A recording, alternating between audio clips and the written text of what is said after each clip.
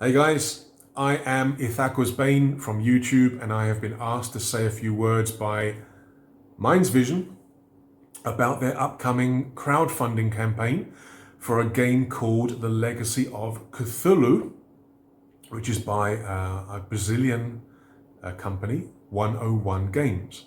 Now, The Legacy of Cthulhu was a crowdfunded game in Brazil, successful, but yeah, Portuguese, obviously. So this campaign is going to bring us an English version of The Legacy of Cthulhu. Now, at this time, there is only one English version of 101 Games, and that is for their Vampire Alone in the Darkness game, which I found last year. I discovered it last year, and I liked it so much, it was my Halloween 2022 game. It was really fun. It was simple to learn, easy to do. I don't have a lot of experience with solo RPGs. I have a lot of experience with RPGs. I mean, all the way back to the D&D Red Box, but solo, not so much. But this really got me into the genre, and I'm now planning on future games, both from 101 Games, but also from other producers for the channel. Like I say, everything was very simple and easy to follow.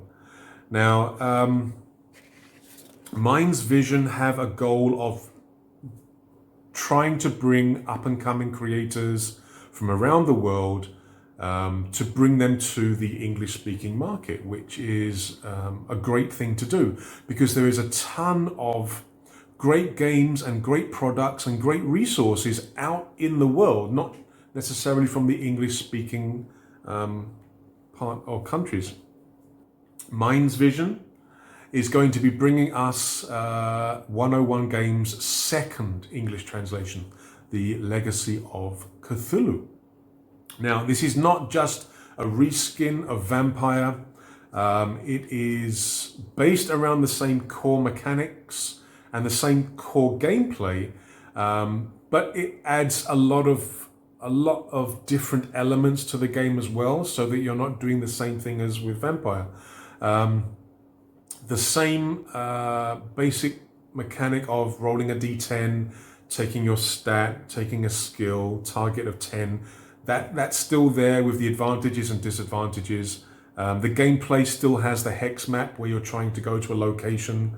You're then taking actions like looking for food, looking for survivors. You also then have to roll for events. The events look really colorful and very interesting. And then repeat, rinse and repeat. But there are some elements here which are very different to Vampire. For example, if you stay in the same hex for too long, you can get more encounters, violent encounters. You also have shelters that you have to create and upgrade and build and protect, because you can get hordes of baddies, whether they're cultists, dark priests, or servants of the great old ones, attacking your shelter of all your survivors. So there are some different elements to the game. So it has enough to make it a different game, to make it a different experience, and I like that. It is set in a modern post-apocalyptic world rather than the traditional Cthulhu, kind of Call of Cthulhu back in the 1920s or 30s. This is a modern setting. So instead of vampires, blood, preferred prey, we've now got survivors, shelters, magic, malnutrition, and of course, insanity. You've got to have insanity. 3 ways to play. You can play it solo, you can play with friends, or you can play with a referee, GM, or mediator. So you can play the traditional way as well as just solo. So there's a lot of options there.